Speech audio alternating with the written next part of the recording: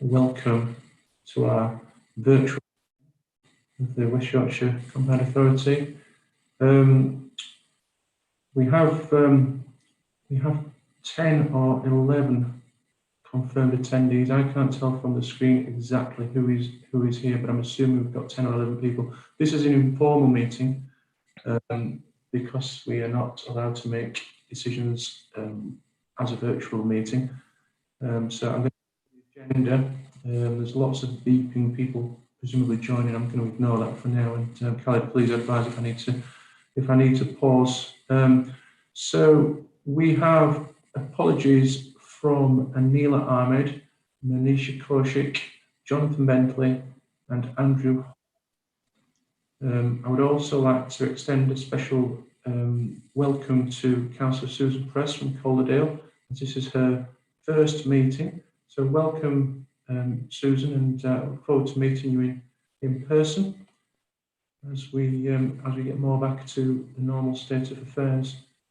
So item number 2 on my agenda is the declaration of disclosable pecuniary interests. If anyone has disclosable interest, please would you make that known at this point? Taking silence as nobody wishes to declare anything. So this is a public meeting, so there is no exclusion of press and public. We are being webcast, although this is an informal meeting. So if we move to item number 4 on the agenda, which is the minutes of the last meeting held on the 17th of November. I'm going to just pause at each page for anyone to bring up anything that they would like to raise. So page number 1 is more or less just the list of attendees, etc. Any comments on page 2? Sorry, Chair, how do you want us to indicate? That's a very good question. Perhaps just to, is there a raise the hand function on here that I'm looking at 2 top screen, so I'm probably going to miss that. Maybe just shout out, to be honest. I don't know if we'll try it that way. Khaled, please, if anybody does make an attempt to speak and I'm missing them, because I'm not able to see the agenda and everybody at the same time that well. So okay, can I just make a point on, I'm not quite sure, it says present, it's got Olivia, and then it's got in attendance. I mean, it's got apologies, sorry. So I'm just not quite sure. It's got Olivia in both places, that was all. All right, thank you. Yes, yeah, can you make a note of that, please, Khaled, and we'll amend that. I can't remember whether Olivia was there or whether she did send apologies, but we'll correct that when we find out which one it should be. Thank you. Yeah, it's our mistake. Yeah, we'll correct it. Thanks, Khaled. Okay, page 2. Most of that is my update, and that is fine. The work programme. Any comments on page 2? Page 3. Page 4. I've read these and I'm reasonably happy with them. Page 5. And that's the lot. So if there are no more comments,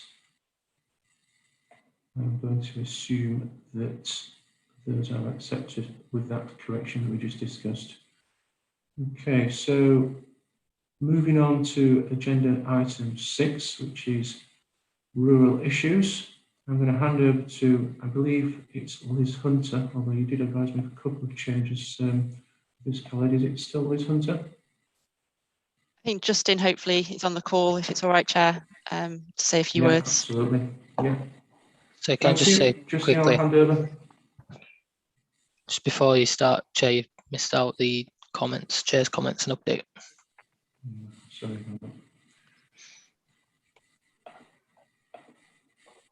Okay, so there's not a huge amount to say here. We had a Chair's meeting in December where we discussed the year this far and how we feel things have gone.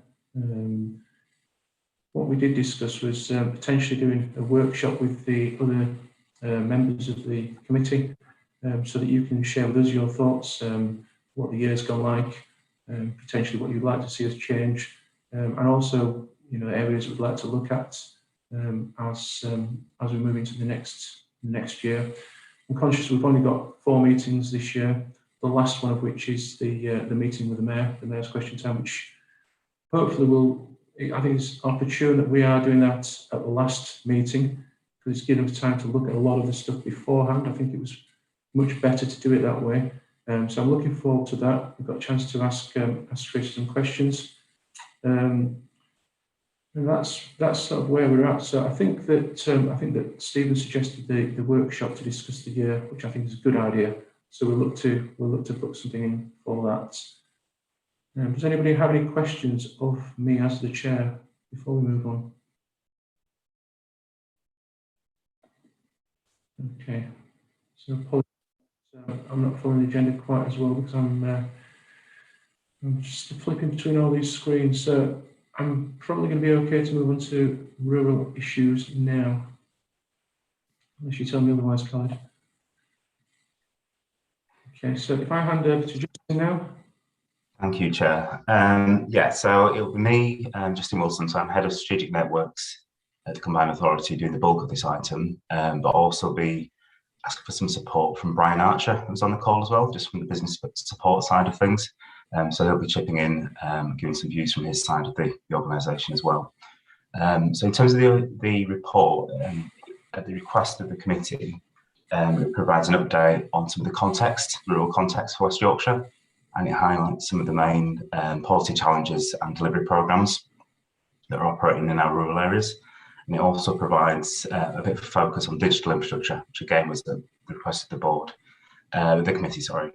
But I think in looking at these issues, I think there's some other considerations as well. So you'll note the report's quite lengthy, but it does cover some other key areas where there is a rural kind of issue or context to play out. So some of those issues consider the relation to climate change, flood risk management, business support, which I mentioned earlier, and also housing and regen. There is a transport section in the report, but obviously it's outside the remit of this committee. So I won't dwell on that today, but it's purely for information.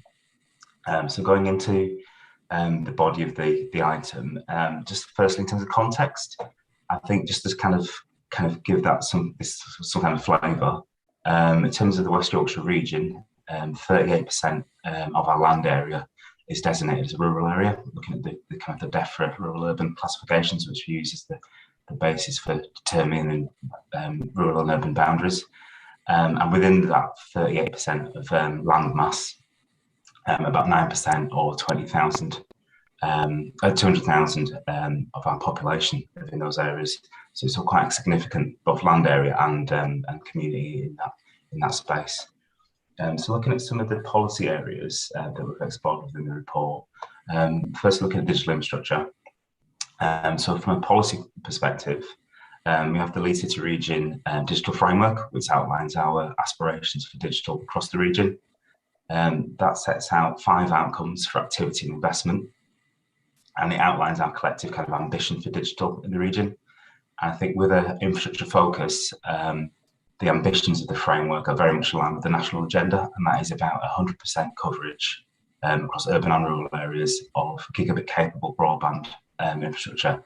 And that's basically broadband that can deliver 1 gigabit per second. So it's the very upper end of technology. So it's almost beyond what generally households would need at the moment. It's more catered for business need at the moment, but we are expecting as kind of data and technology increases in the home, that will be the standard that's expected in the coming years. So we're planning very much for the future with our broadband rollout. In terms of what we're doing as a public sector, so obviously there's a lot of activity going on in the private world with kind of Openreach, Virgin Media, City Fibre, so there are lots of names out there that we'll all be aware of and even buy services from. But as a public sector, we're very much focused on delivering connectivity in hard to reach areas. And that's areas where basically there's market failure, where the private sector can't commercially build at the moment, or certainly within the coming kind of 3 or 4 years. And increasingly they are in rural areas. And that's just a kind of a function of lower development densities, making the value for money for the private sector harder to realise. and also increased distances from the core kind of fibre network, which obviously feeds the connectivity. That's notwithstanding there are connectivity issues in urban areas as well. Probably kind of smaller pockets rather than some of the more widespread issues we get in rural areas, but it's certainly not 100% an issue for rural areas. There are, even in city centres, there's some quite focused areas of poor connectivity. So I think in terms of our current rollout programmes, we've got the West Yorkshire and York Superfast Broadband Programme. We're on phase 3 of that at the moment with an organisation called Quickline. We've got the Digital Enterprise Programme, which is operating across the city region, and it's hosted by Leeds City Council on the region's behalf. And that provides a range of kind of connectivity and voucher subsidy for businesses to improve both their connectivity issues and also their uptake and usage of digital technology. And then there's a smaller product which is operational at the moment in Wakefield, which is a Gigabit voucher product. And it's another method of subsidising connectivity, but again, that's operational in Wakefield District. Just looking at in a bit more detail in terms of the main programme that we're operating, which is the Superfast programme. So as I said before, that's doing gigabit capable infrastructure through wireless technology with Quickline, and that's targeting approximately 5,000 businesses and premises, sorry, and they're all in rural areas. And of that 5,000, just over 1,000 are SMEs, so it's got quite a strong business focused. And in terms of how that's delivered, that's basically the bulk of the funding is through DEFRA, through European money, and that's at around £7 million of grant funding, and that's been put together as a package with some local contributions, just under £1 million, and some funding from the supplier as well. So all in all, that's quite a large programme that we're operating at the moment, and as I say, that's the main focus for our attention from a digital point of view. I think just to put that in context, obviously some of the numbers are kind of commercially sensitive, but I think generally to connect a household in a rural area or an area that hasn't got connectivity commercially at the moment, we're talking around 3,000 to 4,000 per premises to connect them. And that can go up quite steeply depending on the technology used and also the rurality of the area that you deploy to. So it's not unheard of that costs can go up to 10,000 in some cases in the very, very hard to reach areas. So there's always a level of public subsidy that's required. And again, we're talking about some quite big numbers here. So they're the main local programmes that we're operating at the moment in the digital space. Beyond that, there's also a national programme which is coming through the system at the moment. That's called Project Gigabit. And that's been led by DCMS as a national programme. And that utilises £5 billion of funding from Treasury. Locally, it's basically run on kind of regional lots. Our lot is expected to start delivery in 2022-23, indicatively at the moment. And I think we're expecting to target around 125,000 premises across West Yorkshire. And it does bleed into neighbouring regions a little bit, because in terms of the rurality, it's very much around the edges of West Yorkshire. So it does bleed into kind of North Yorkshire, South Yorkshire and Greater Manchester as well a little bit, but the bulk of that 125,000 will be in West Yorkshire. And I think in terms of the level of public sector investment in West Yorkshire for that programme, we're talking between 128 to 218 million of funding, and that's subject to the final procurement exercise that's going to be ongoing over the next kind of few months, but that's the framework that DCMS has set for it. And again, that's delivering gigabit capable broadband. So again, very much future proofed and looking at the next round of technology there. So I think in terms of digital connectivity, that's probably everything on that one. So obviously we'll take questions at the end. But if I'll just skirt through some of these main policy areas. So the next one in the report that's just flagged up is climate change and flood risk management. So obviously a completely different space. So in terms of the policy context there, members may be aware of the West Yorkshire Climate Environment Plan that was published recently, and that sets out a range of actions to become a more resilient region and become net zero by 2038, with a roadmap of policies and frameworks to set that kind of groundwork in place for us to move forward quite quickly, because it's quite an ambitious target. Many of these policies in the plan have a strong rural dimension for them. So some examples in the report there, but looking at kind of mobility, land use management, kind of farming, agriculture, nature recovery. So just obviously there's a lot of nature assets in rural areas, so they've got a strong role to play in that space, and flood risk and drainage. I shall come on to in a bit more detail in a moment. So just looking at the flood risk approach as a bit of an example of how urban and rural areas can work together. So flood risk management is delivered at a catchment scale. So that's a water catchment scale across rivers. So across West Yorkshire, we have two principal catchments. So that's the Wharfe and Lower Ouse catchment and the Ayr and Calder catchment. They cover West Yorkshire, but also stray quite significantly into North Yorkshire as well, in terms of the upper reaches of those areas. And with that mix of urban and rural areas within a catchment, there's a need for different types of approaches for different areas. And increasingly now we're recognising that there is a need to look at them kind of in a balanced approach, but also how they can work together.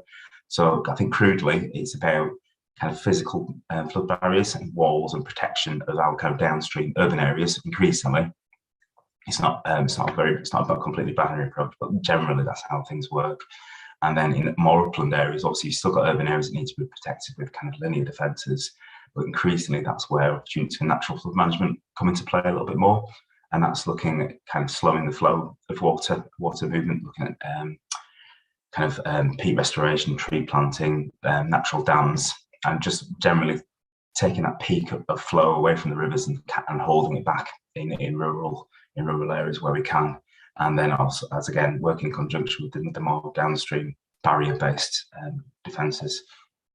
So just looking at the West Yorkshire programme in a bit of detail. So the current programme we're in runs for 6 years until 2027-28. And generally, I think we've got about just over 100 schemes with probably not a 50-50 mix, but there's a slight sway toward the urban areas. So again, that illustrates that it's a balanced approach.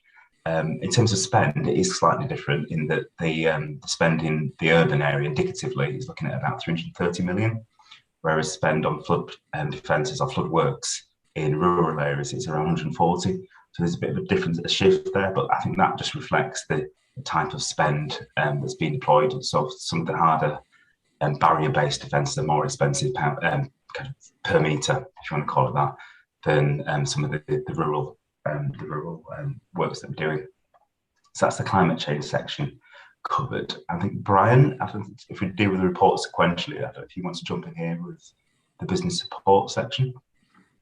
Yeah, I mean, I think you covered most of it, but in terms of business support for rural businesses, if you look at the support that's delivered, around 8% of all our business support is helping rural businesses, and the challenges that rural businesses tend to report are similar to all businesses across West Yorkshire. So shortages of skilled workers and key skills, access to finance, cash flow challenges, and challenges around export.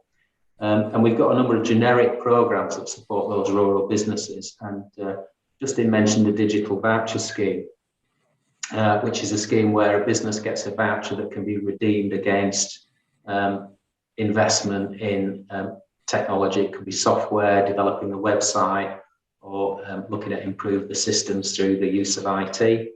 We're also delivering business startup support through the new entrepreneurship programme, which is a £6 million fund that's been allocated to support entrepreneurship on 3 levels.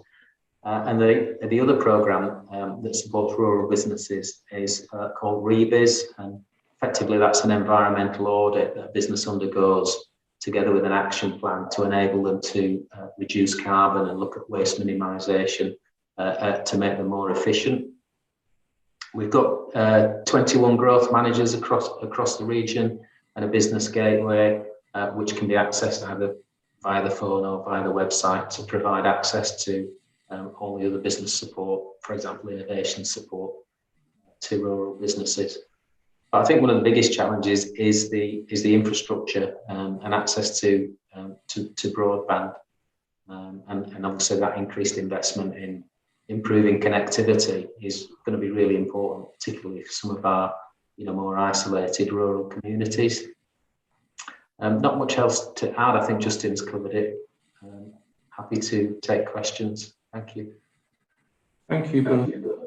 That was an extremely useful report, actually. I think it's very informative. I've had a bit of a rethink how to run this meeting. We haven't formally got a way of putting up your hand that I am aware of. Somebody can tell me if they're more of an expert on Zoom than I am. You've got a reactions thing which gives you the opportunity to clap or put a thumbs up. But I think probably for the purpose of questions after an agenda item such as this, where we probably have quite a long list of speakers, I think it'd probably be better if we use the chat function. So if you just write the word speak in the chat box, and I'll try and take people in order. I'm going to ask a quick question first while people think of which order they would like to ask questions in.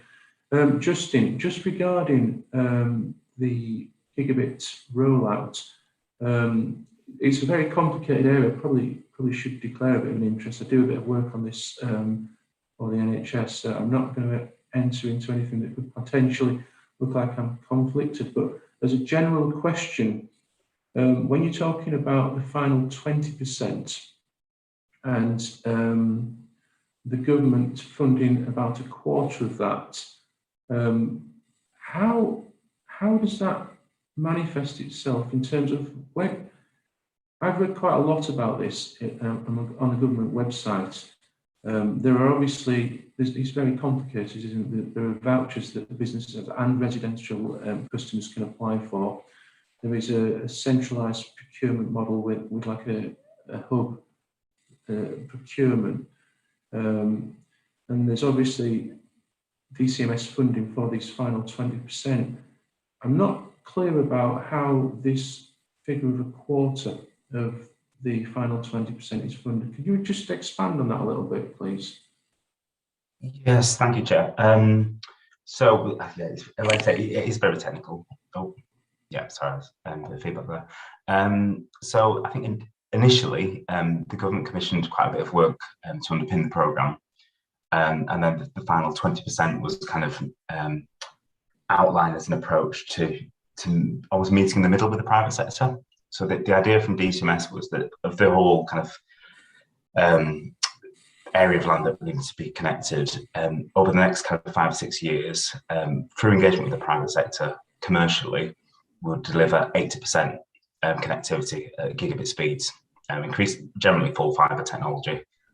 On the outer edges of that, again, mostly in the rural areas, there was an area of land that was, looking at all the programmes from the private sector in cumulative, there was an area of land left, and that was generally 20% of the communities taken as a whole. On that basis, they modelled basically what it would require to fund public sector fund programmes to meet that kind of gap. Initially, it was looking at around a £20 billion programme, and that was moving forward. But unfortunately, but at the moment, all DCMS have is a guarantee of £5 billion from Treasury, and that's essentially crudely a quarter of what's required.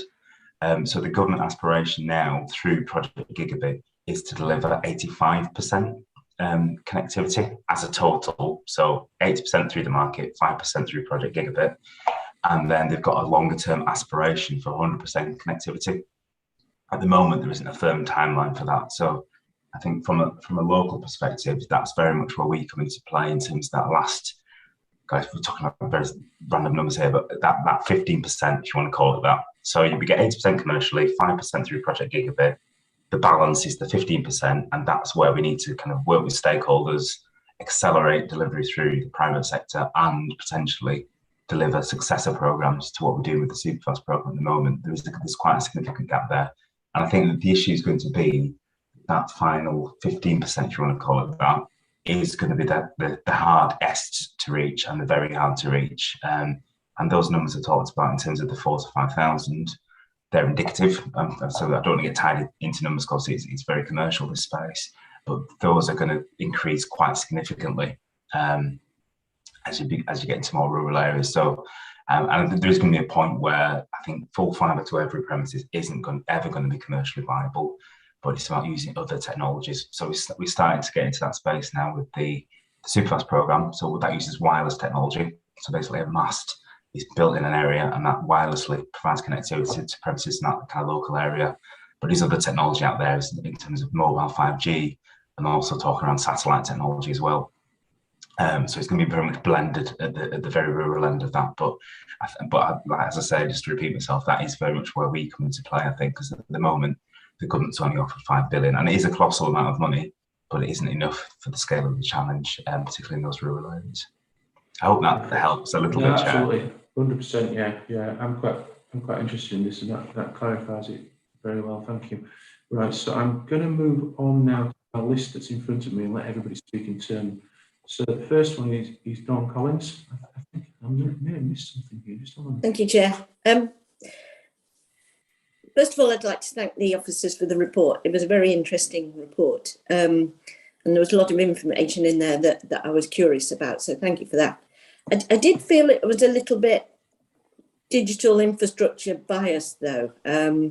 We're talking about rural communities. They obviously need that, but they also need an awful lot of other things. So my sort of questions are threefold, really. There wasn't very much in the report about tree planting. Now, in Leeds, we've identified that to meet our targets, we really need to double the number of trees we have and double the number of hedgerows we have in order to meet our objectives.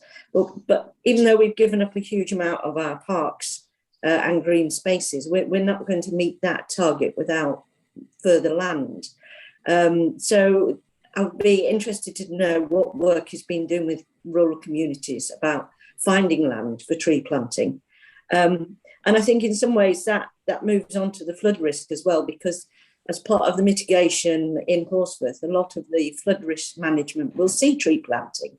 So I was just curious as to whether tree planting could be expanded on at some point, so we have more information around the specifics as to what's going to happen regarding that, mainly because it is the land that we need. The second point was food production. I think we discussed last time that there's an awful lot of the land being used for oilseed rape, which is going to industry. But I wondered if anyone was looking at whether the produce that the farms produce needs to be reviewed so that we were getting more local food. Because obviously, for climate emergency, the more local our food is, the better it is for everyone. Not only do we get a fresher produce, but it's the transportation costs as well. So I was curious about what food is being produced locally. And then finally, which I think is probably the most important for me really, is I would like to know, I'm curious to know what the university's courses actually, our university courses are offered regarding agriculture and food production. Again, in Leeds, we've identified that we could do things with our brownfield sites, vertical farming, for example. But we see that there is a shortage of knowledgeable people about how these vertical farms would operate, the practical day-to-day running of them.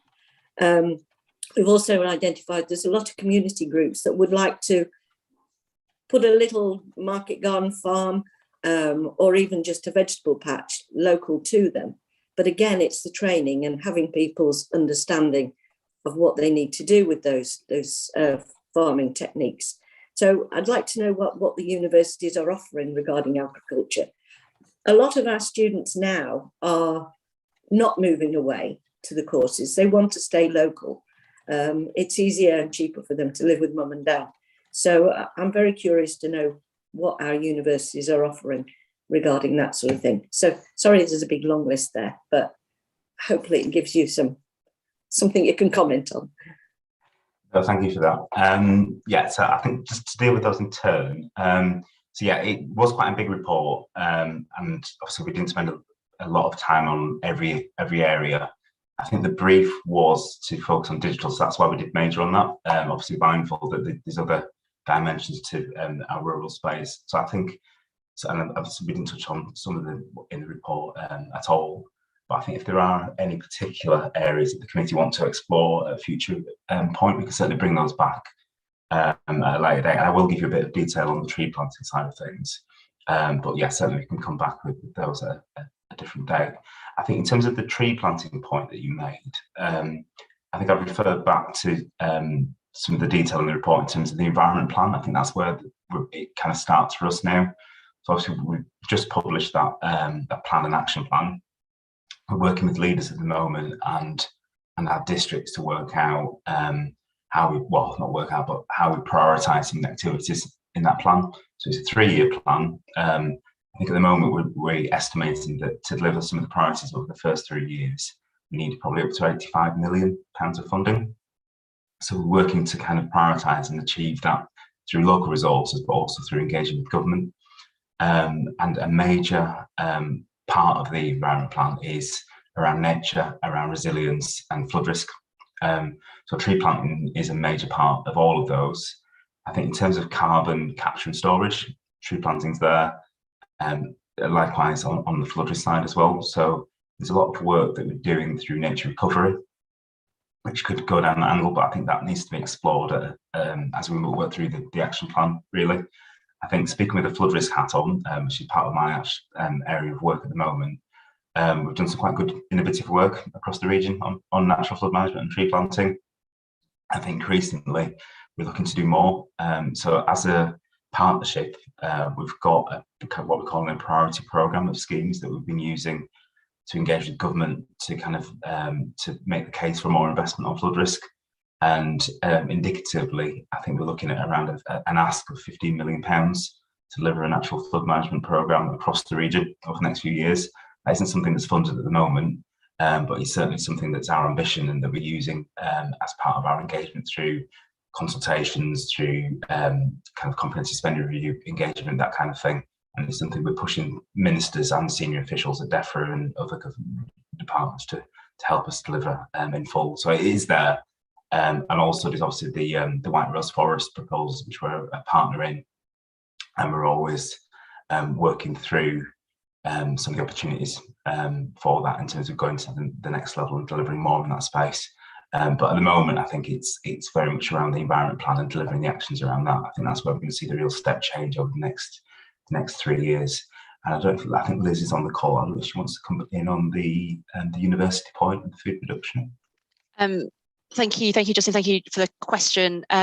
So this is an area which, as Justin is saying, the climate and environment plan starts to set out some actions, but we haven't really got into the detail around that yet. So there are actions in there around working with farmers and landowners about what information and support they already receive, what else they might need, which I think builds on your point about the linkages there might be between the industry and our academic sector on this, and it's not something that we've kind of really got into the detail of. So I can't answer your question directly, but in the plan we do look at wanting to think about what information and support is out there, and I think the link to what our academic sector can help with, I think, should be part of that.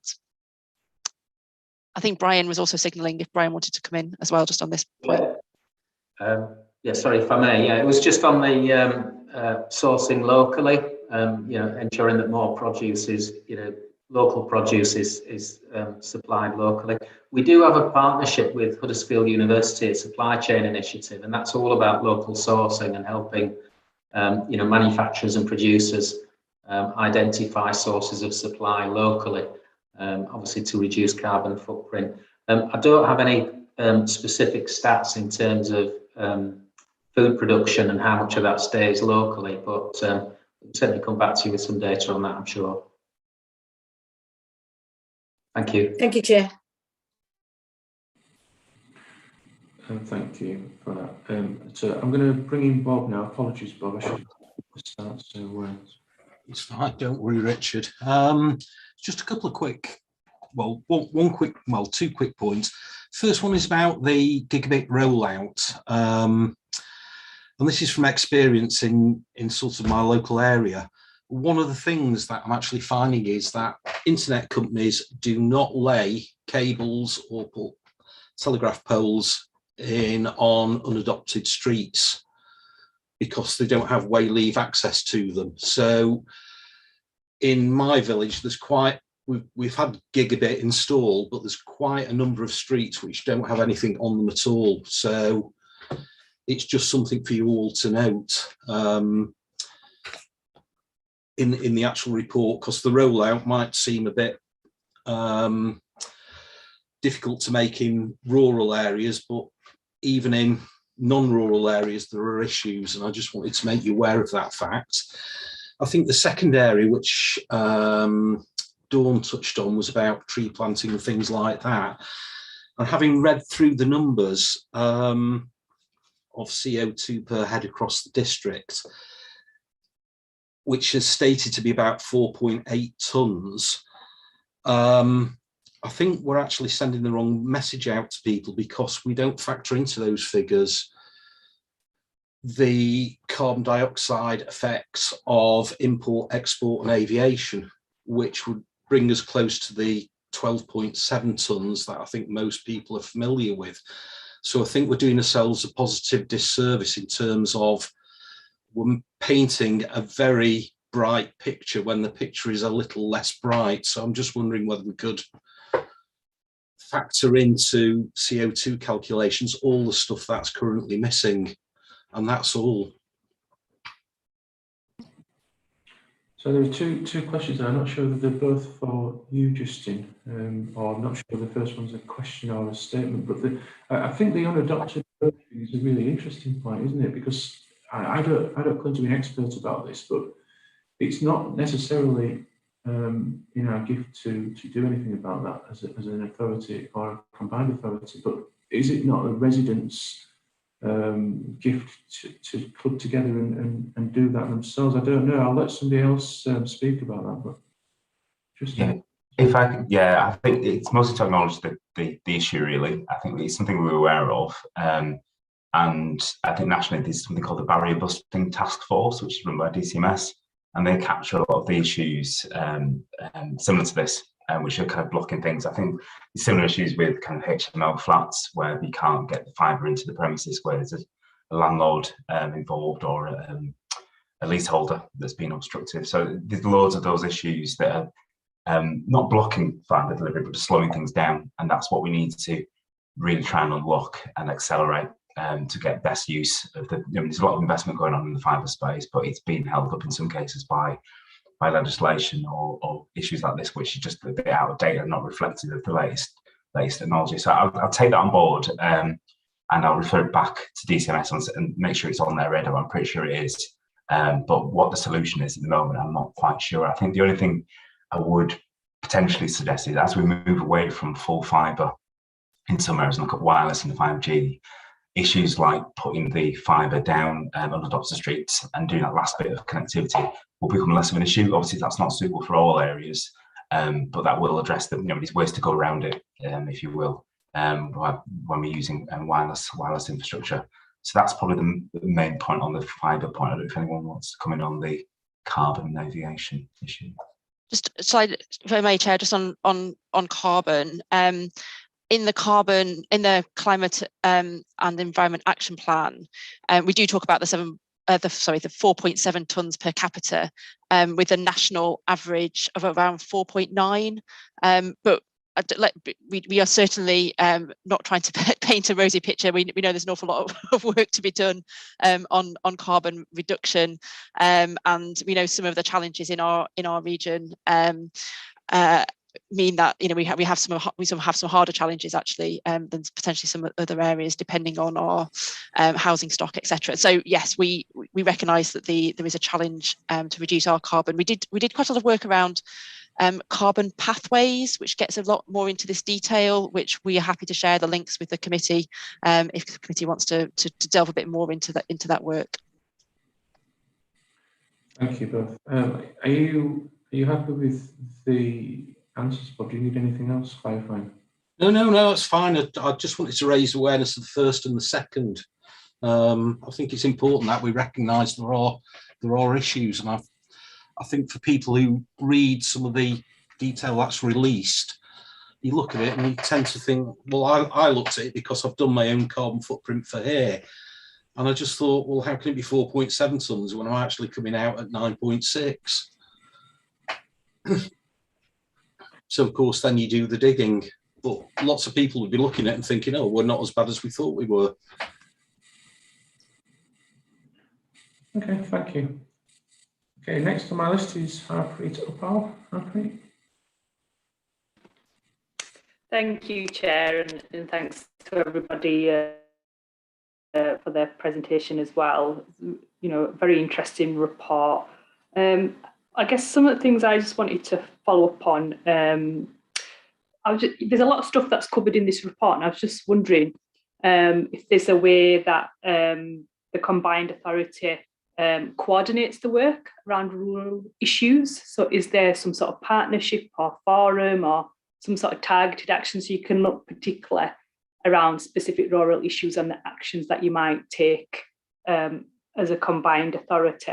I noticed in the business support section, you mentioned there's no specific targeted schemes to rural areas, but there are obviously schemes that businesses or individuals can tap into. So I'd be quite interested to know if you are coordinating any sort of work around rural issues, and if you aren't, what's the reason for that? Do you not think that's particularly needed at the moment? And then there is a little bit about Brexit pressures in the report as well. There's a little bit about what perhaps national UK funding might replace some of the EU funding that we used to get before, but I know there are some concerns around the UK Shared Prosperity Fund. And I don't know if anyone can say a little bit more about some of those potential pressures or challenges, or if there's any other opportunities that you see for rural areas with Brexit. And I guess I wanted to ask the same thing about COVID, if there's been any particular work done around some of the challenges, but perhaps also the opportunities, given the way we're working differently post-COVID for rural areas as well. So those are my points. Thank you. Thanks, Harpreet. I'm not sure who's going to take that. I think Brian potentially is the man. Would you like me to pick up some really good points? One of the challenges we've got at the minute is funding uncertainty for business support schemes. After the comprehensive spending review, BEIS, the Business and Innovation Department of the government, confirmed that their revenue allocation was much lower than expected. And we're still waiting to hear whether or not we've got the Growth Hub funding, which is, they have an essential role in coordinating business support in each of the 5 districts. We've got 5 growth hubs and 21 growth managers, and they play a key role in coordination. There's no news yet on the UK Shared Prosperity Fund, which is the replacement for European funding. Again, we've got uncertainty in terms of when the government will announce how that fund will be accessed. The other uncertainty is the LEP review that's been carried out at the moment. We're expecting an announcement on the future of LEPs at the end of this month. There's some uncertainty around that in terms of continuity of funding. So against that backdrop, that obviously creates some challenges in terms of uncertainty going forward. But particularly for rural businesses, there's a lot of hospitality and leisure businesses in rural areas. The government announced 2 weeks ago £1 billion worth of support for hospitality and leisure businesses, which is grant support at 3 levels, £2,700, £4,000 and £6,000, depending on the rates payable by that particular business. Whilst it's obviously, it's also available to urban businesses, but there's a lot of hospitality businesses in rural areas that have been affected.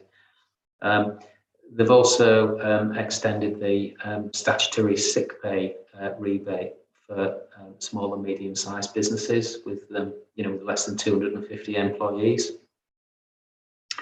And the government have also announced some COVID additional relief monies, 1.5 billion, and that will be dispersed via the local authorities, and that will provide rate relief for businesses across West Yorkshire. So there's uncertainty in terms of funding with regards to the growth hubs, and we're expecting confirmation in the next, certainly in the next month, on the future of the growth hubs, which play a key role in coordinating support at local level. And the growth managers are out there on the patch in some of those rural communities. And then obviously there's the grant support that's been distributed via the existing local authority teams. I think that's covered all the questions. If there's anything I've missed, please come back. If you have anything.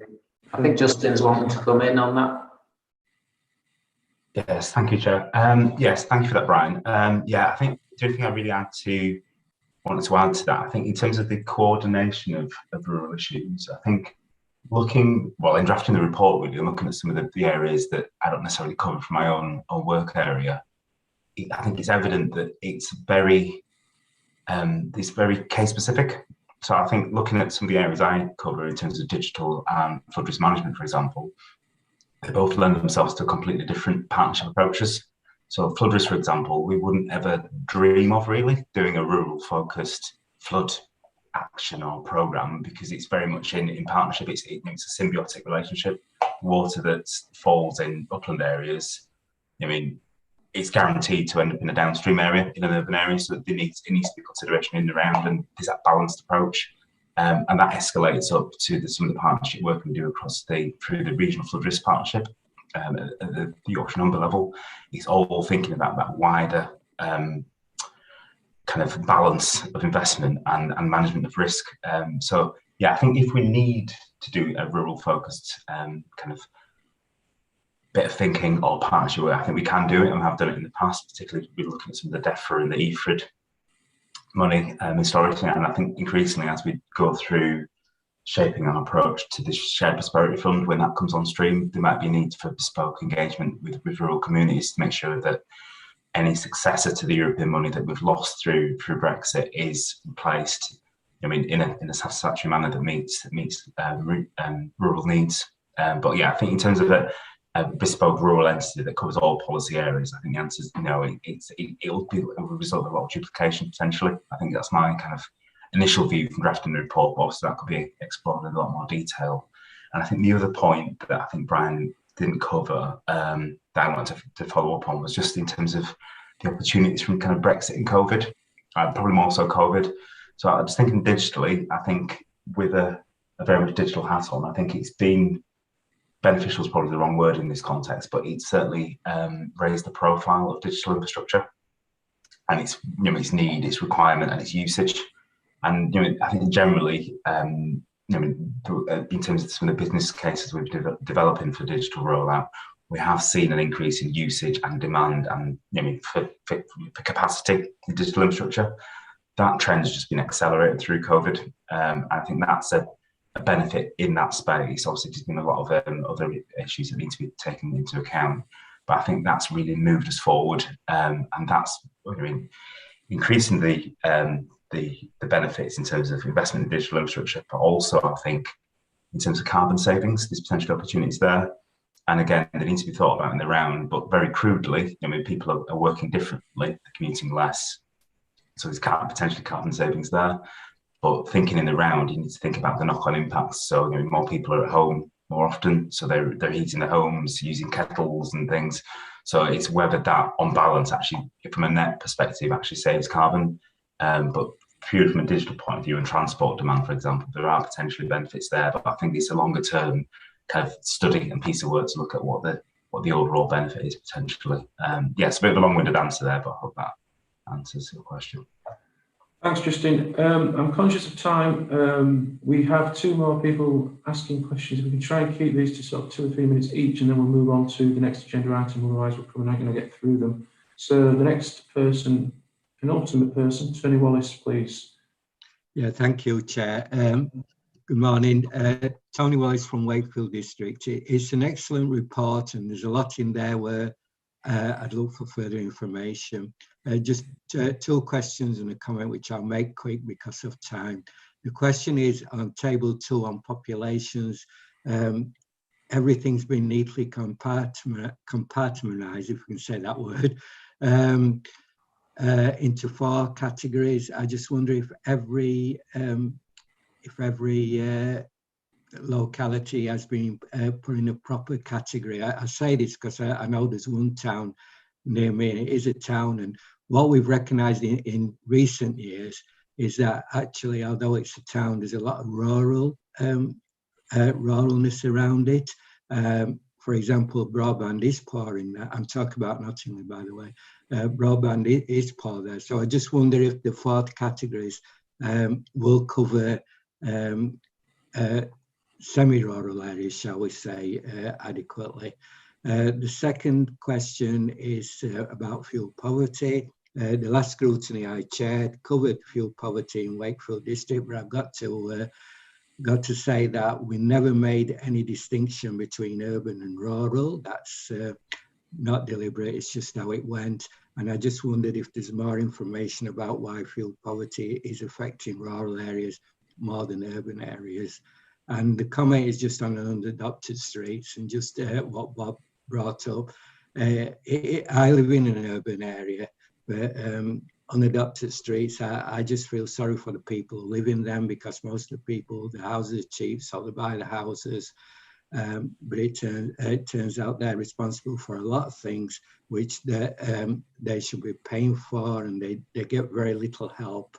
And I just feel sorry for. I just think that both locally and at national level should be doing more for helping people on unadopted streets. But that's a comment, that one. But yeah, thank you, Chair.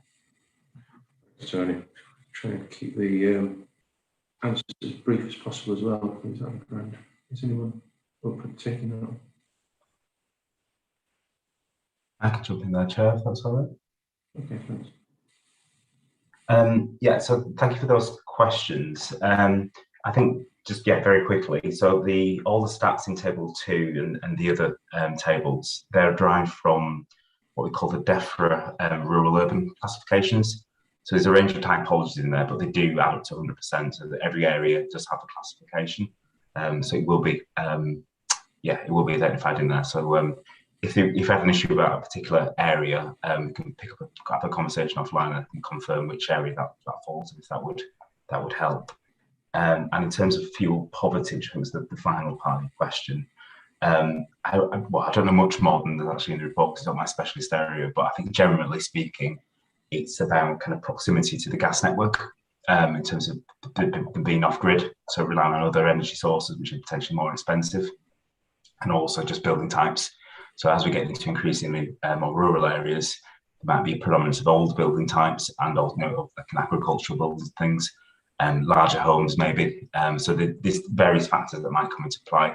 And again, if you want more detail on that, I'm happy to have a conversation offline. But they're the general kind of characteristics that mean that rural areas suffer slightly more than other areas in that space. Yeah, thank you. Just say thank you. Thank you. It is appreciated what you've said. It is. Thanks, Justin. Thanks, Tony. Right, so the last question on this item, because we do need to move on, it's from Audrey Smith, please. Thank you. And yeah, really interesting report. I suppose it's about viability of businesses to operate in rural areas when it's when it's going to cost the public so much money to connect them, and it's looking at the balance, and you have touched on it, the balance between the top of the range gigabit broadband and just sufficient broadband. How are these needs being looked at? Is it absolutely essential, and should businesses be looked at helping to relocate? Because connectivity is important, but I think I don't know, it's just looking at the balance between that, the cost. And also, we're talking about connectivity. For a lot of rural areas, it will be too expensive for them, and they're probably going to be the people that are on the lowest income, and their connectivity depends on transport. And we haven't really touched on transport for the reasons that you've said, but I just feel like the amount of money going into trying to reach out to the broadband, shouldn't we be looking at sort of, I suppose working across all the different sectors a bit more to look at connectivity in a real sense? I think, and the shortage of workers as well, what are the problems with them sort of getting to work, I suppose what basically, do businesses need to be in such hard to reach places? And I don't think all of them do. Thank you. And it was a really good report. Thanks a lot.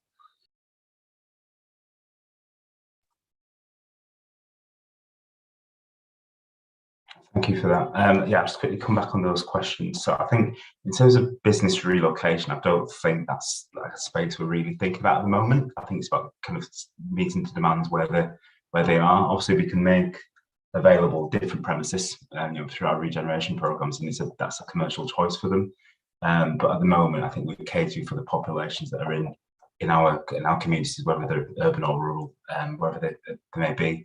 I think I acknowledge your point that it is a lot of money, and those costs are going to increase in rural areas. But I think just reiterating something I said earlier, I think increasingly in rural areas, it's about technology mix. So it won't necessarily be about full fibre, but increasingly more about wireless. And these other things in the pipeline in terms of obviously 5G, future iterations of mobile connectivity and satellite connectivity as well. So in those very hard to reach areas, it might potentially be a lower speed, but it would certainly be more than we're getting now, and there would be that that digital kind of penetration into rural areas.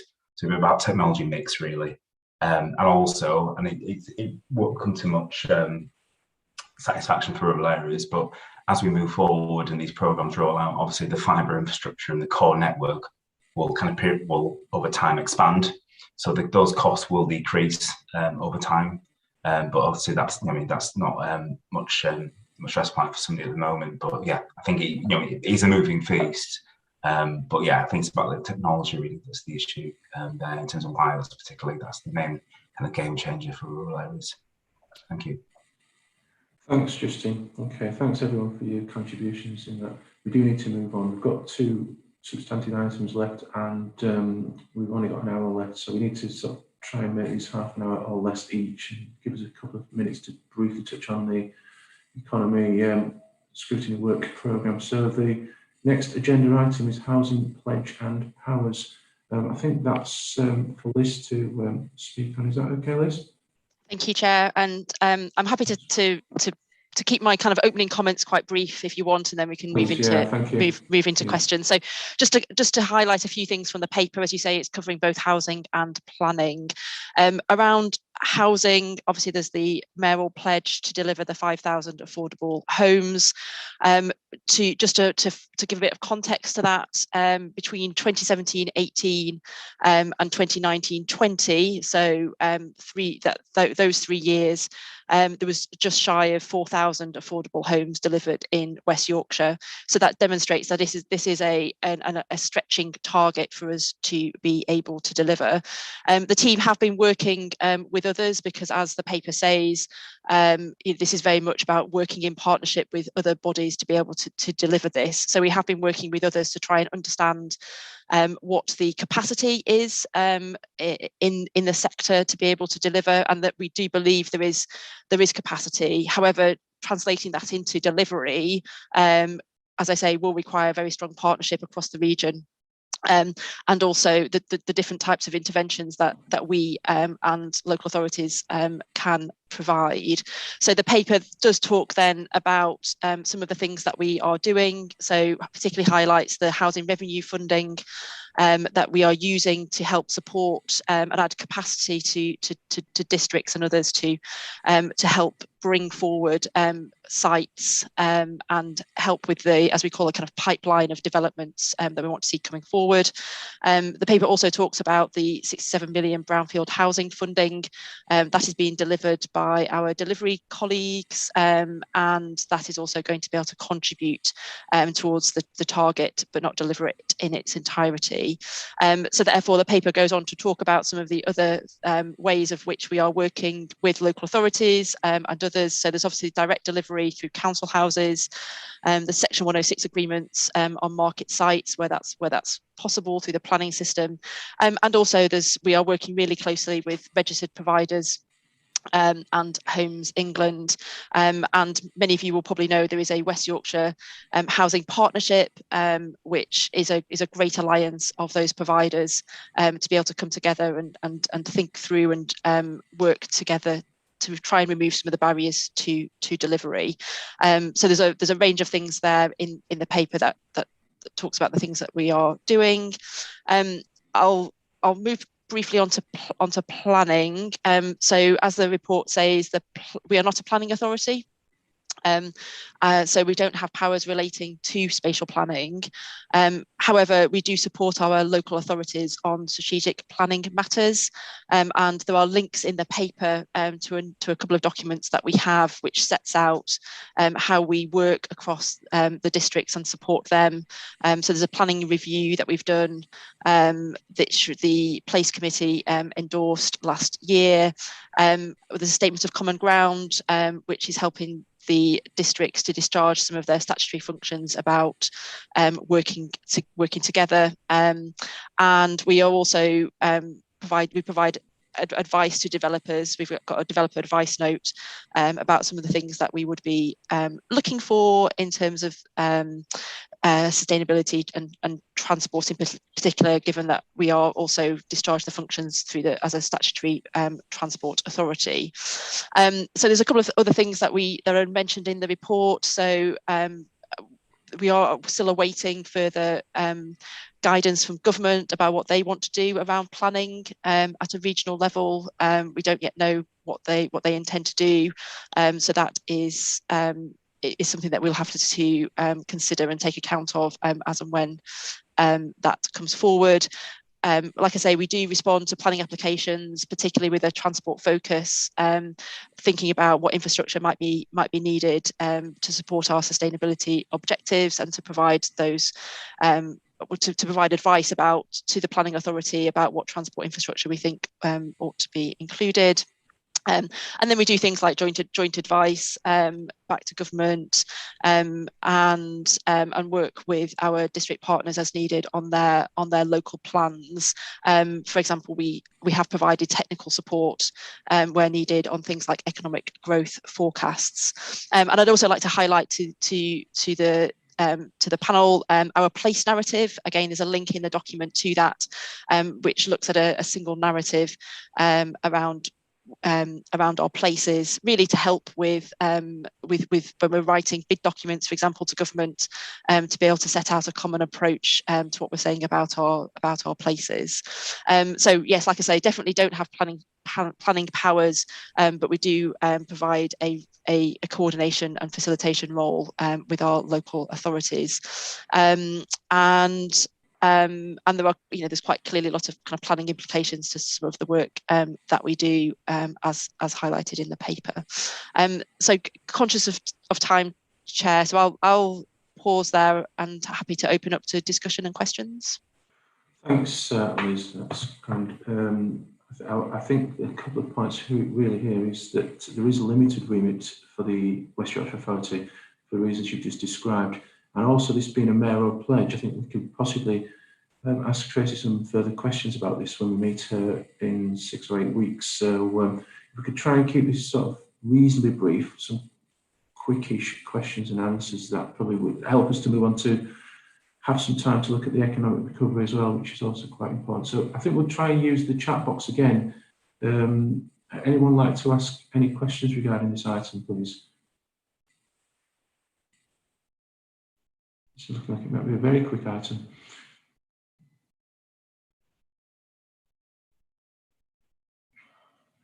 Nobody's indicating that we'd like to ask anything. I presume that means that the Harpreet has. Oh, sorry. Okay, Harpreet, please come on. Yeah, thank you, Chair. I'll be very quick. Thanks so much for the report. I guess all I wanted to ask, and Chair's kind of covered it really well. I think it's a great target. I absolutely believe in the target that's been set, but you've said it's a stretching target. And I guess I just wanted to ask, your confidence around being able to meet the target really. And also, given that you're looking at a West Yorkshire strategy, are you looking at, you've got limited powers, but you're looking at some particular standards that you would want to set at West Yorkshire for the type of housing we want here as well. So I guess those are the two things I just wanted to quickly mention. Thank you. Thank you. Shall I briefly answer those? So it is a stretching target, but I think that's good because it really puts a spotlight on what we're trying to achieve with affordable housing, and has galvanised many of our partners actually. So I think having a stretching target is positive because it brings people together to try and overcome some of the hurdles. We have obviously seen over the last kind of nearly 2 years now with COVID, the implications for construction, supply chain, that has added to some of the difficulties actually around delivery. That said, though, as I said at the start, the team have looked at the capacity that is there, and we do think there is capacity in the system to deliver this target. So we are all working really hard, like I say, in partnership with others to be able to reach it. So there is capacity, but there is certainly challenges we will need to overcome over the next kind of couple of years to be able to do that. But yes, I think everybody is working hard towards it. And you talked about the strategy. This is something that's kind of early days in terms of we're trying to shape it. And as I said, there are already partnerships in place who are doing a lot of good work on many of the things that a West Yorkshire strategy might want to look at. So we don't want to duplicate or step on toes of others. So part of the work that the team are just about to embark on actually is to shape the scope of that and to understand where we can really add value with a West Yorkshire strategy. So that's the first piece of work. So yeah, very much along the lines of you said. Thanks, Liz. My chat seems to have caught up a little bit now, so I've got a couple of people to ask questions. So the next on my list is Tony Hames. Thanks, Chair. The combined authority, can you hear me? Yes, we can hear you. Yeah, the combined authority play a role in transport infrastructure. We've just gone through a hearing in Wakefield on the 2036 plan, and I got the impression that developers tend to view infrastructure, road infrastructure, as the opportunity to build a corridor of houses around infrastructure. This doesn't rest easily with residents because there's a tendency to push forward with planning applications and leave infrastructure trailing behind. And I don't know whether the answer to this is to increase the value, the value of 106 agreements to get money out of the increase in the value of the land, or whether we ought to impose other sort of restrictions on developers. They seem to have a insatiable hunger. At one of meetings at this 2036 plan, I think there were 28 developers were asking for more and more release of Greenbelt. Thank you. So yeah, I think infrastructure is an issue with all developments, isn't it? Complicated. I don't know whether that's a question you want to just briefly touch on, Liz. Well, oh yeah, right. Well, yes, thank you. And as I said, we are not the planning authority, and those conversations, rightly as you demonstrate, play out within the districts.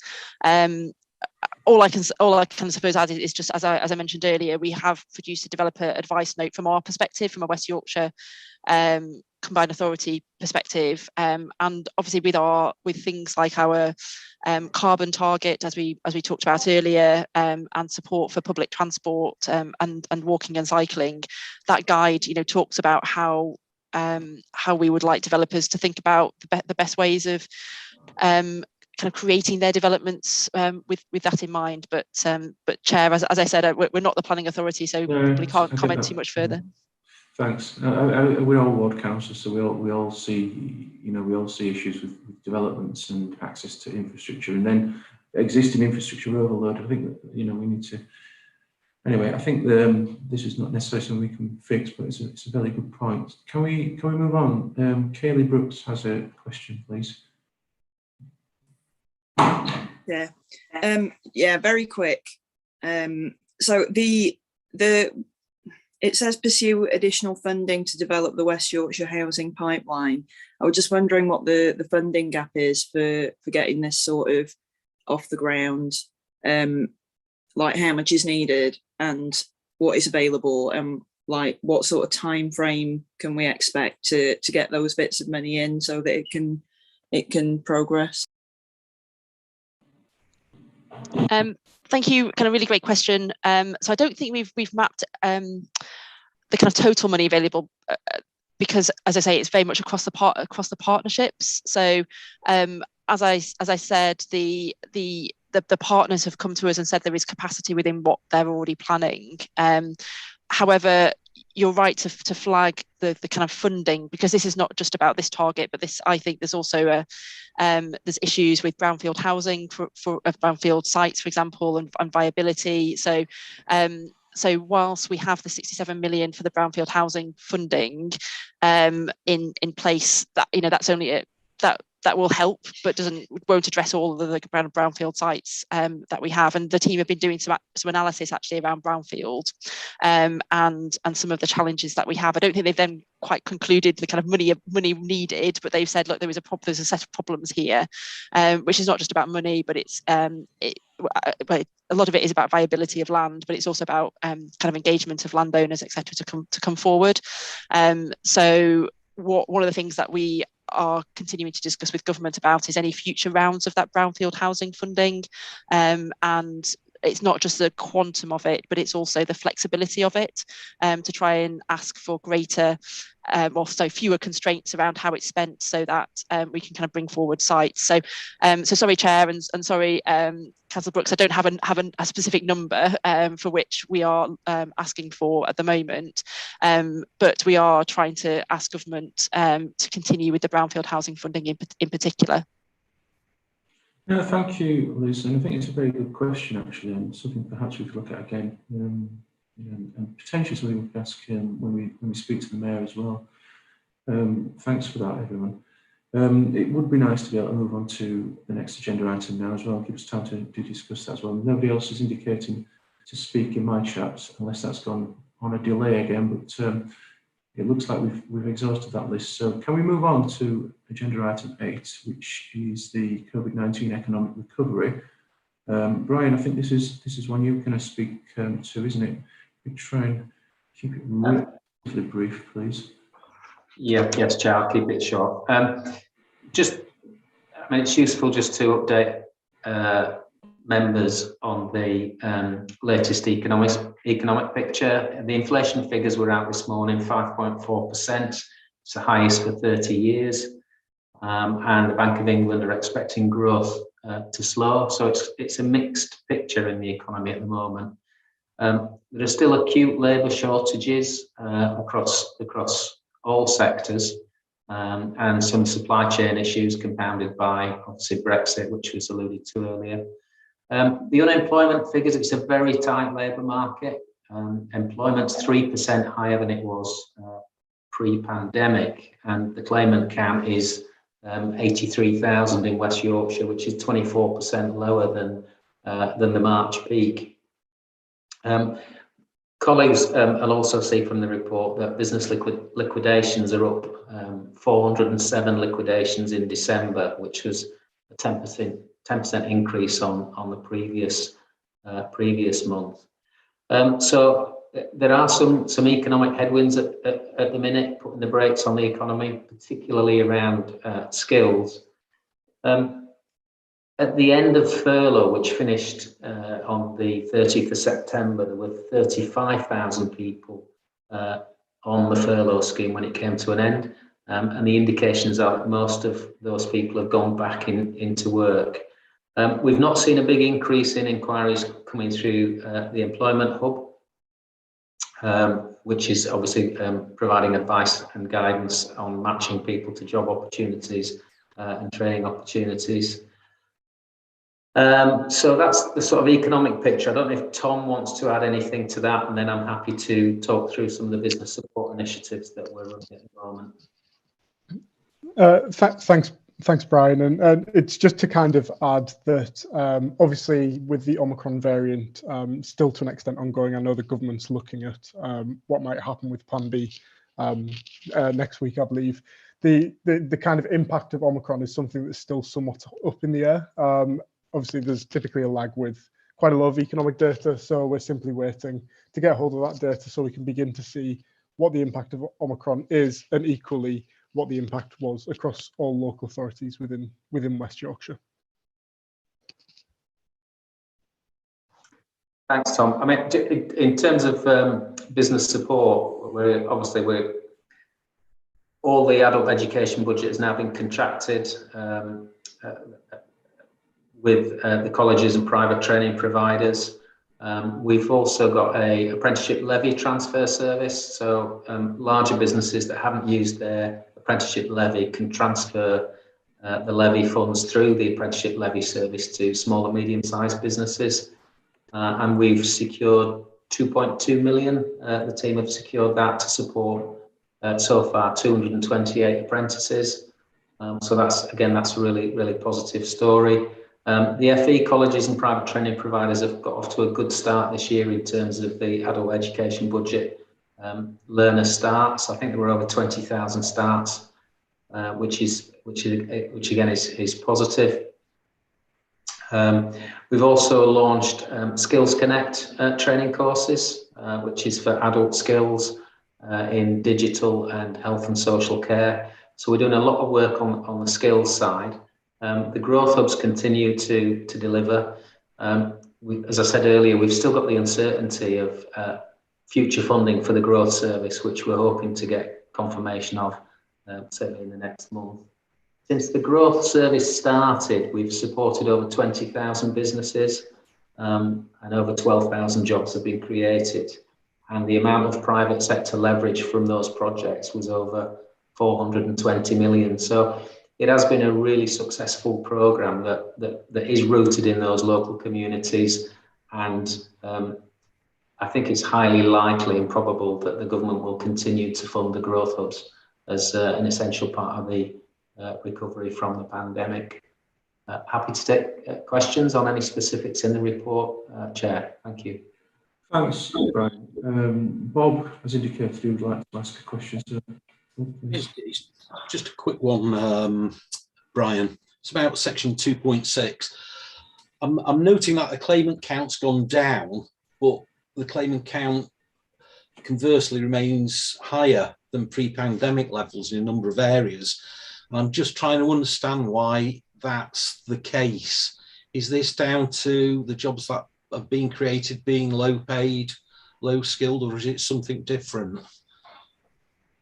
Yeah, it's a good question. I don't know if Tom's got any background on that, because I don't think we've got that level of analysis. I suppose a lot will be dependent on the local labour market in each of those localities. Yeah, thanks, Brian. So you're right to say it's quite a challenge to kind of split it all up into these jobs have been created, but they're low paid or low skilled or whatever. There are probably a few different elements going on. So one element could be because of the cost of living increasing, and Brian referred to the inflation statistics earlier on. You've got more people actually trying to find a job to supplement income that they might have had. Likewise, if people have been off on sick leave for coronavirus or whatever it may be, someone else in the household might have had to sort of step into the labour market to try to make up the lost earnings. So the claimant count is coming down, but you are right that it's still considerably above pre-pandemic levels. But the good news is that it continues to fall. And if you compare West Yorkshire to England, the percentage of people in West Yorkshire claiming out of work benefits above what it was pre-pandemic, it's lower in West Yorkshire than it is in England. So that is good news, but we need to keep working to get that number back down towards pre-pandemic levels and hopefully beneath that too. But it is a combination of factors contributing to that. Yeah, I mean, skills levels in each of those localities will be a factor, as will sectoral demand, I would have thought. Brilliant, thank you. Thanks very much, chaps. And Bob, we have a question from Audrey Smith, please. Yeah, I just wonder if you've got what's pushing the recovery locally, and do you think it's sustainable? Also 2.7 about job retention. What do we, where about have the 13% of jobs been lost? Is that just a sort of general loss of employment, or is it hitting a specific group? Also, nothing much really about any sort of support or targeting for on gender breakdown, because we know that COVID, you know, and women have been more adversely affected than men. And then there's the ESF funding programme, page 30. I just wondered what the reasons were for the 29% not being moved on into education and training, you know, and what's being done to try and help them. Okay. Shall I take the first couple, Brian? Yeah, please. Thank you. Thank you. So on the recovery, what seems to be driving the recovery, and we'll have to dig a bit more deeper into some of these figures, is more domestic demand for both goods and services. International demand is recovering, but it's recovering much slower than domestic demand, and that's in part due to the pandemic and in part due to shipping costs, which have increased considerably over the last sort of 12 to 18 months. So on the recovery, it is primarily a domestic recovery at this stage. In terms of 2.7 and the job retention scheme, so what we've had to do is essentially take the national picture and try to bring it down to West Yorkshire as best as we can. So in terms of where those jobs have gone, we can't say for certain where they are, but we know that some people have gone on extended sick leave due to the pandemic, and we know that a larger than kind of normal or pre-pandemic portion of the older workforce has also decided not to re-enter the workforce, and that might be for a number of reasons, including health risks and things like that, which we know have had an impact throughout the pandemic. In terms of what the recovery might mean for women, one of the big question marks is around part-time employment, but also sort of sectors. We know over December, once the Plan B restrictions were introduced, that certain sectors such as hospitality and certain leisure sectors, they were hit somewhat hard immediately by the Plan B restrictions, and those are sectors that quite often you'll find women working, whether it be full-time or part-time. So this is something that we are keeping a close eye on, but it's quite difficult to say at this stage exactly what that might look like. But the big risk is either jobs in sectors which typically employ women, or likewise part-time jobs which women tend to do more than men. If the recovery there is uneven or unbalanced, that would be a key risk. Just coming in on the Tom's last point around gender in our commissioning, for example, on the entrepreneurship programme, we've put targets in there in terms of equality and diversity and gender balance, and from the entrepreneurship contracts that we've let for workstream 1 and 2, what we've seen is quite a strong demand from female entrepreneurs. I think the first cohort was something like 60% women entrepreneurs. And I think there's not only are the contractual targets for for the providers to deliver to, they've been more sophisticated in terms of how to target particular groups to get that much broader representation.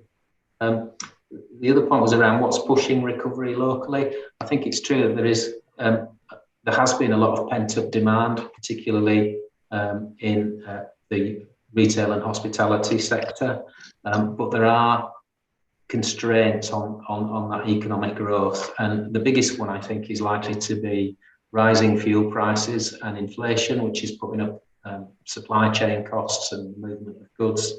And then I think the second break on the pace of that recovery will be the supply of skills. And again, we saw that before Christmas with the shortage of HGV drivers and bus drivers.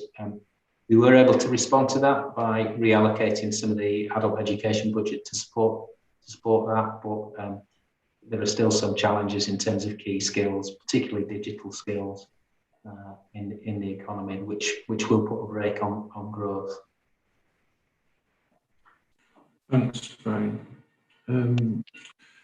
Next on my list, I think it's heart rate. Yeah, heart rate. Yeah, thanks, Chair. Actually, Brian covered some of what I was going to say, because I was going to ask about the supply chain issues and skills, because it says in the report, obviously, you're concerned about how it might threaten the sustainability of the recovery. So I was just going to, you've gone into it a little bit in terms of talk about some of the skills issues there around the supply chain, but didn't know if there was any more that you could come. Just trying to go back to the actual paragraph just to see what was actually said. Just bear with me. Let's see if I can find it now.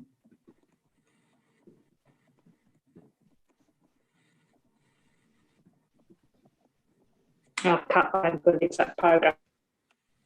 I think I was just trying to get a little bit more detail around where the specific issues you think are around the supply chain and skill shortages, given you think it's going to have a real impact on the recovery.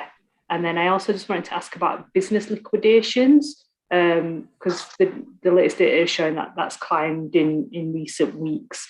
And I guess I just wanted to get your thoughts on how concerned you are about the climb in business liquidations as well. And also, we're getting close to April, where we're likely to see much more concerns around energy costs, also rising inflation. And I'm just wondering how you sort of building that in and factoring that in terms of the impact that might have in West Yorkshire in particular.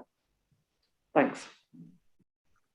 Okay, thank you. On business liquidations, I think just looking at liquidations in isolation only gives a partial picture. You've also got to look at new firm formation rates, and what you tend to see is when there's an increase in business startups, it's linked to economic cycles. So as the economy starts to pick up, more people choose getting a job as opposed to going into self-employment. And I would expect there'll be a number of individuals who decide not to continue as a self-employed worker and moving into paid and more secure employment. So I think there's definitely something in that. I think also the fact that a lot of businesses got highly leveraged in terms of borrowings. Bounce back loans and the coronavirus business interruption loan scheme. A lot of businesses borrowed money and got highly leveraged. And I think there's certainly a factor around liquidity and businesses having real cash flow issues, and we're certainly picking that up from the growth managers that, again, across sectors we see in businesses with cash flow problems. And I think that's likely to be a catalyst for more liquidations going forward. What can we do to address that? Well, I think there's a number of interventions. I think if we can get in early and support some of those businesses, we're launching a business accelerator fund in the first quarter of next year. That's a £20 million loan and equity fund, which will invest in those businesses that have got growth potential, and hopefully a large proportion of that fund will be equity investment as opposed to debt, which will address some of those growing pains, because businesses, when they're growing quickly, can quickly run out of cash and end up in a situation where they're over trading, and that can precipitate their demise. So I think that's an issue in terms of business liquidations. The point on skills, it's a really interesting one, that, because there are skills shortages across all sectors. Digital skills in particular, shortages of electromechanical engineers. There are some real challenges there that we're addressing through the adult education budget and the level 3 skills, adult skills funding and the Skills Connect programme, where we're commissioning skills based on what employers are telling us. So we've carried out a labour market assessment. We've consulted with business to identify where those skills gaps are, so that we can then commission our training providers to address some of those gaps. You're absolutely right in terms of the energy costs. It's really difficult to mitigate that because it's an external factor beyond our control. But we do have a program called Rebiz, where we go into a business and carry out an environmental audit and look at how we can reduce their energy costs and carbon footprint. And from a simplistic level, that might be replacing lights, old lighting with LED lighting. It might be improving a business process to reduce the amount of energy that process is using. So that's another program where we can help businesses to try and mitigate the effect. But the magnitude of the increase in energy costs is such that it's very, very challenging to mitigate against that. And that seems likely that businesses will have to increase prices. Then we get more inflation because they have to recover that cost to remain commercially viable. Thank you. Thank you, Brian. You didn't have a supplement to that, Harpreet, did you? It was comprehensive, wasn't it? No, that was very good. Thank you. Cheers. So I have a question from Kaylee Brooks, please, next. Sorry, I've had my hand up for quite some time. Where am I on the list? I was referring to the chat box, so we'll bring you in after Harpreet. I didn't see your name in the chat box, so I was not. Well, I put my hand up on the screen. It's my hand is on the screen, which is what one normally does. Right, so Harpreet, we'll bring you in afterwards, Susan. Sorry, I'm getting confused now. Kaylee, sorry. Thanks, Chair. Thanks for the report. I'm just wondering why in-work poverty numbers aren't being tracked as part of COVID recovery. Surely that needs to be taken into account when we're looking at recovery, because obviously we should be looking for inclusive growth, not just straight growth numbers. So I feel like the inclusive is missing in the inclusive growth bits. Is there a reason they've not been included? There's not a reason they've not been included, and I think that's a really good point and something that we can address in the next report. In-work poverty stats for West Yorkshire, we should definitely include that. Okay, that was a quick question and answer. Is there anything else? Good, thank you. It's a really good challenge and it needs to be in there. Absolutely agree. Yeah, thank you. Okay, so apologies, I didn't see you, Susan. No, it's okay. So I'm sorry. I was just putting my. I thought I didn't realise I had to go in the chat box. You normally just put your hand up. Don't worry. No, it's fine. Don't worry. Yeah. Okay. Right. Okay. A couple of points really. I think the previous point is probably something that I was going to comment on, which is that we've got figures for people claiming out of work benefits, but the truth is that a lot of people who are in work are claiming universal credit, and the truth is a lot of people who are in work are living in poverty. Because I've been a volunteer at food banks in Calderdale for 8 years now, and there's no recovery there. In fact, the numbers attending food banks, I now run a separate one in a particular district of Tomerdon, which is my ward, and the numbers are going up every week. And also in terms of business, in Hebden Bridge, I can personally tell you that there are businesses going in the last couple of months, an ironmonger's that was in business for 30 years, gone out of business. A guy who runs a toy shop has been there for 25 years, just announced he's closing down. I've got some friends who have been running a restaurant, and the hospitality sector has been absolutely destroyed by this pandemic. And unfortunately, the grants which were announced in December go nowhere near to helping them carry on. The truth is that the announcements over Omicron just before Christmas, basically, the hospitality industry was on the road to recovery. Then it got absolutely slammed because everybody stayed home. I think it's going to be an extremely long, hard road. So the other thing I wanted to raise, which doesn't appear to be mentioned, because I don't think the picture is rosy at all. What about age? We have a working population which now has to work till it's women, for example, women my age have to work till they are 66 to get a state pension. So there's a lot of women in their 60s.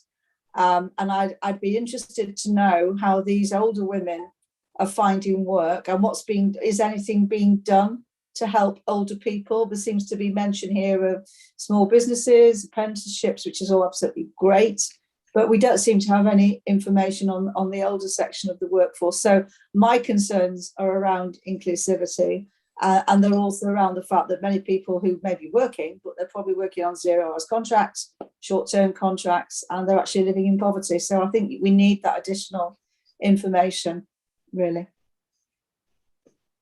Yeah, I think that's a very similar question to the previous one, isn't it, as well? Any further comments you want to make on that? Again, really good comments, particularly about the over 50s segment. Well, over 60s actually now, over 60s. The workforce are over 60s. Yeah, I mean the Skills Connect program provides adult skills training and support, and the Employment Hub as well can support people get back into work. But I think your point around poverty and what we have seen from the pandemic is that some communities and groups have been disproportionately affected, and the removal of the enhanced element of universal credit has had a real impact on people. And I'll certainly see if we can get. We will have some statistics on what that picture looks like.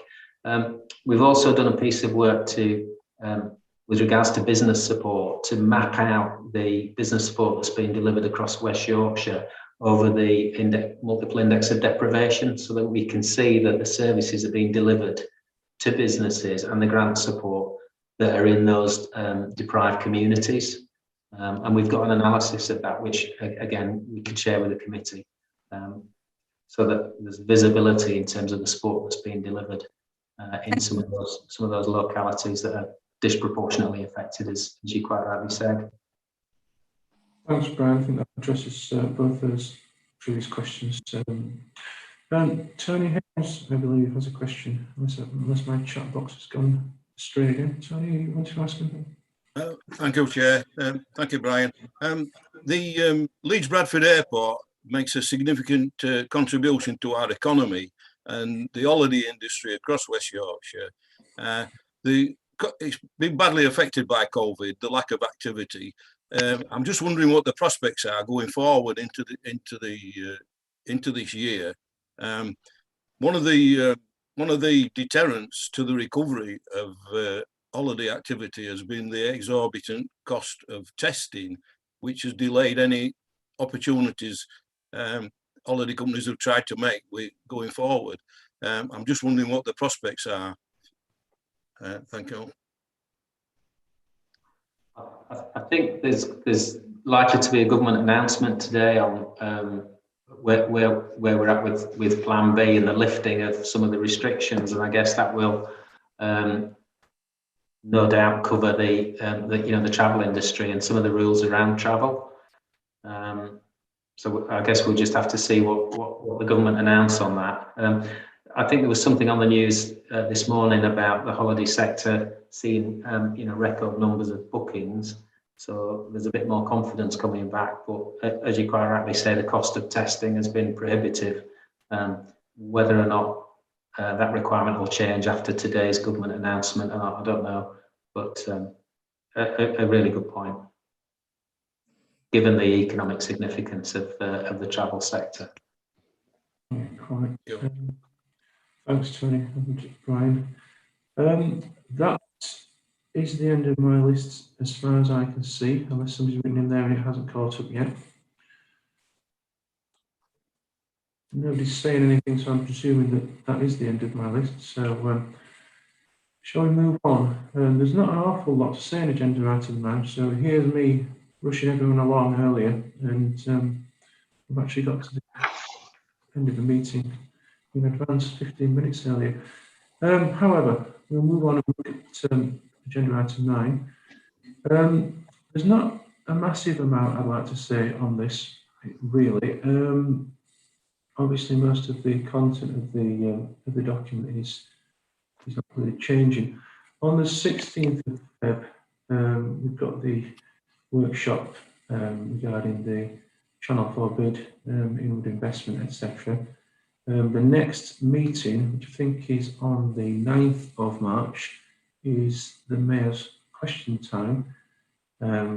So at some point preceding that, we want to have a workshop to go through what questions we will ask the Mayor. We were looking at a date at the end of Feb. Khaled and I have just had a chat that the date we were looking at was in half term, so we're trying to look at alternative dates for that. So we'll get back to you as soon as we've identified a suitable date. It'll probably be a week commencing the 28th of February, which is also the week before the meeting with Tracy. So that's maybe 2 weeks before, might it? I can't remember. Anyway, so we'll try and book that in. Good news, the next meeting hopefully will be in person, which will be a lot easier than doing it on these Zoom calls. But that will obviously be subject to any further restrictions, announcements, etc. by the government. And hopefully we will be able to meet there. We'll be back in Wellington House because the refurb has been completed.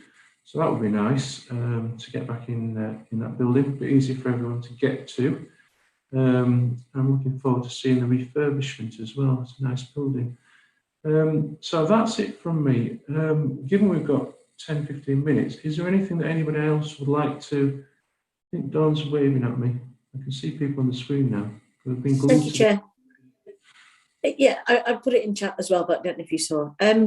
Just with our works programme, I mean, it's already been touched on already today. The increase in energy prices, this is going to have quite an impact, I think, on a lot of businesses.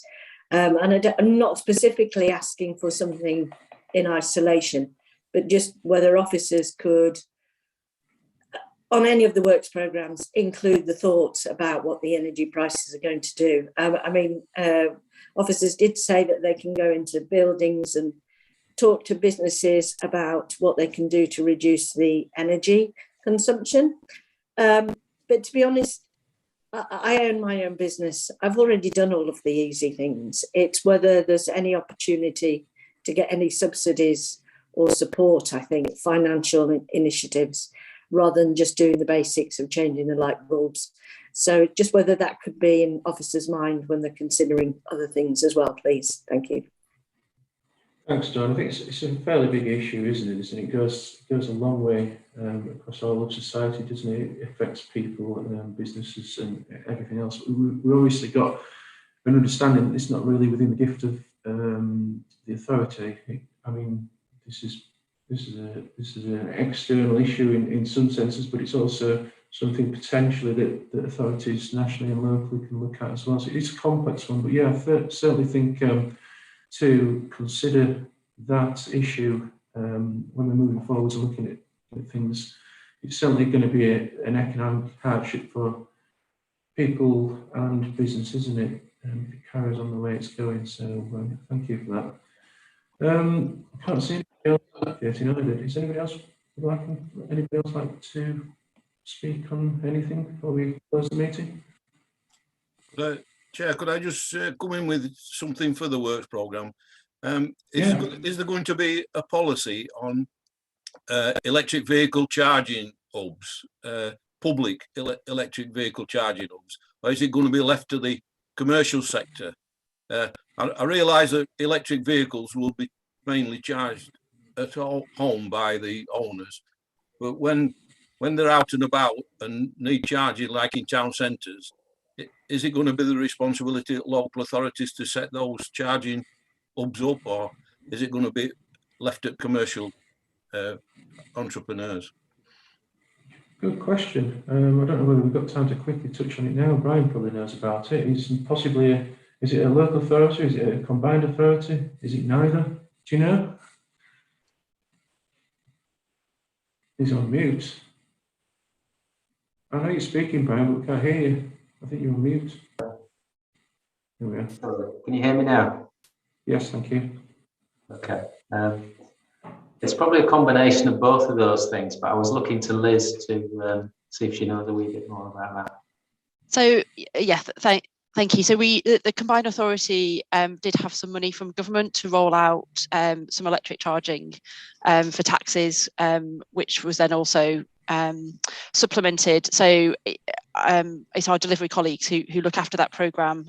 So maybe it might be helpful for them to give you an update on the rollout of the EV charging. But as Brian says, it is a mix of public and private sector, and things like interoperability therefore is really important. But perhaps our delivery colleagues could come and give you an insight into the rollout of the programme that they've been doing. Thanks both. Obviously, we've got our work programme. We've only got a few meetings a year, and we've identified what we're doing in March, etc. But it's a really interesting question, and if it ties into so many different things, doesn't it? This, because we can't have a. Do you think that the cost of fuel for an electric vehicle will be dearer away from home to cover the cost of the installation? And has anybody got any views on that? I was just wondering how it would compare with present fuel costs. I think we already know the answer to some of that, don't we? I think the answer is yes in some cases and no in others. I think it depends on who's providing the electricity, doesn't it? It's certainly in the future likely to be the case that somebody's wanting a profit out of putting something there, but some supermarkets offer freebies, some areas offer freebies, some like to make a bit of profit on the electric that they're selling you. So I think it's a mixed bag, isn't it, really?